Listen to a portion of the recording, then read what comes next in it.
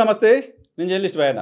నారా లోకేష్ తెలుగుదేశం పార్టీకి సంబంధించిన నంబర్ 2 నేతగా ఉన్నారు. తెలుగుదేశం పార్టీలో ప్రస్తుత ప్రభుత్వంలో చంద్రబాబు నాయుడు గారి 4.0లో మీరు కొత్త 95 ముఖ్యమంత్రిని చూస్తారని చంద్రబాబు నాయుడు గారు చెప్పారు కానీ ఇక్కడ నారా లోకేష్ 1.0నే కనపడుతోంది. కూటమి సర్కార్‌లో నారా లోకేష్ ఆల్మోస్ట్ సూడో సీఎంగా బిహేవ్ చేస్తున్నారు లాంటి ఇంప్రెషన్ ఉంది. ఆయన సూడో సీఎంగా బిహేవ్ చేస్తున్నారు అని మాత్రమే కాదు, ఆయన్ని నెక్స్ట్ లీడర్‌గా ప్రమోట్ చేసే కార్యక్రమాన్ని కూడా కూటమి సర్కార్ నెత్తినెత్తుకుంది. ప్రధాని మోదీ పర్యటన సందర్భంగా నారా లోకేష్ ఫోటో వేసి ప్రచారం చేయడం కూడా దీనిలో భాగంగానే చూడాలి. అంటే నేను ఇదంతా ఎందుకు చెప్తున్నానంటే, నారా లోకేష్‌కి ప్రభుత్వంలో అంత కీలకమైన బాధ్యతలున్నాయి. నారా లోకేష్ ప్రభుత్వంలో అంత కీలకమైన వ్యక్తి అని చెప్పడం నా ఉద్దేశ్యం. అంత కీలకమైన వ్యక్తి ఆంధ్రప్రదేశ్‌కు సంబంధించిన అత్యంత కీలకమైన 2 రాష్ట్రాల్లో చాలా పెద్ద సంచలనంగా మారిన, పెను విషాదంగా తెలుగుదేశం పార్టీ మీడియానే చెప్పిన తిరుమలలో తొక్కిసలాట అంశం పైన ఎందుకు మౌనం పాటిస్తున్నారు? ఎందుకో ఇప్పటివరకు ఆయన స్పందించలేదు? ఎందుకో ఆయన ఇప్పటివరకు స్పందించాలనుకోవట్లేదు? గతంలో లడ్డు కల్తీ అంశానికి సంబంధించి తిరుమలకెళ్ళి తొడగొట్టి, తిరుమలకెళ్ళి సవాల్ చేసి, తిరుమలకెళ్ళి మీరు మనుషులేనా, హిందువులంటే అది లేదా, ఇది లేదా అని చాలా మాట్లాడిన నారా లోకేష్ గారు 6 కుటుంబాలు తమ కుటుంబ సభ్యుల్ని కోల్పోయి కన్నీరు పెడుతుంటే, బాధపడుతుంటే, క్షోభపడుతుంటే, తిరుమలలో వైకుంఠ ద్వార దర్శనానికి వెళ్ళిన వాళ్ళు తిరిగి ఇంటికి రాని పరిస్థితి ఉంటే, రాష్ట్రమంతా ఈ అంశానికి సంబంధించి బాధపడుతుంటే, ముఖ్యమంత్రి, ఉప ముఖ్యమంత్రి, ప్రతిపక్ష నేత అందరూ వెళ్ళి పరామర్శలు చేసొస్తుంటే,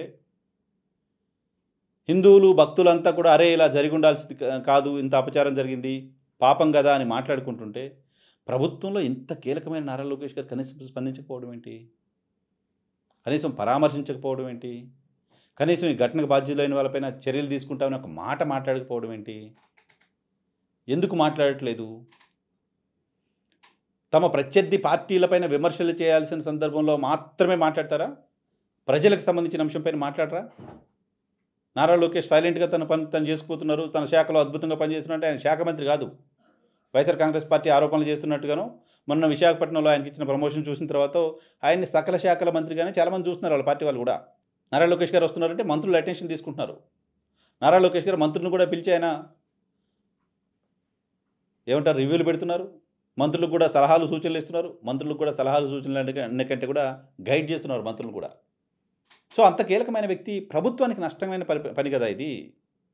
ఏమన్నా ప్రభుత్వాలు తప్పులు చేయకుండా అన్ని ప్రభుత్వాలు పర్ఫెక్ట్‌గా నడుస్తాయని ఎవరైనా చెప్పలేం, కోరుకోలేం కూడా. ప్రభుత్వాలు తప్పు చేసినప్పుడు ఆ తప్పుని ఒప్పుకొని మళ్ళీ జరగదనే భరోసా కల్పించడం ప్రభుత్వంలో ఉన్న వాళ్ళ బాధ్యత. చంద్రబాబు నాయుడు గారు ఇన్‌ఫాక్ట్ అదే చేశారు.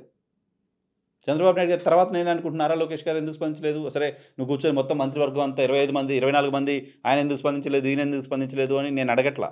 అలా అడిగే పరిస్థితి కూడా కాదు. నారా లోకేష్ గారు నంబర్ 2 కదా! ఇవేవీ లేని నారా లోకేష్ గారు తిరుపతిలో తొడగొట్టారు కదా గతంలో. లడ్డూ కల్తీని అలా చేశారు, ఇలా చేశారని చెప్పారు కదా!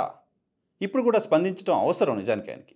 ఆయన కొత్తగా ఎమర్జ్ అవుతున్న నాయకుడు, రాష్ట్రంలో పార్టీని లీడ్ చేయాలనుకుంటున్నారు, రాష్ట్రాన్ని లీడ్ చేయాలనుకుంటున్నారు. ఇటువంటి అంశాలపైన స్పందించకపోతే, మాట్లాడకపోతే ఇప్పుడే స్పందించాలి కదా! ఇంకెప్పుడూ స్పందించలేరు కదా! భవిష్యత్తులో ఏదైనా ఘటన జరిగినప్పుడు నువ్వు అప్పుడు ఎందుకు మాట్లాడలేదు లోకేష్? ఆ రోజు ఎందుకు మౌనంగా ఉన్నావు? ఆ రోజు ఎక్కడికి పోయావు? ఆ రోజు ఏం చేశావు? ఆ రోజు చచ్చిపోతే నీకు లెక్కలేదా? ఆ రోజు చచ్చిపోతే ఎందుకు మాట్లాడలేదని భవిష్యత్తులో తన ప్రత్యర్థులు చేసే విమర్శలకు సమాధానం చెప్పలేని పరిస్థితిలోకి వెళ్తారాయన. కాబట్టి లోకేష్ స్పందించాల్సిన అవసరం ఉంది. ఆయన మౌనం వెనక కారణమేంటో అర్థం కాకుండా ఉంది.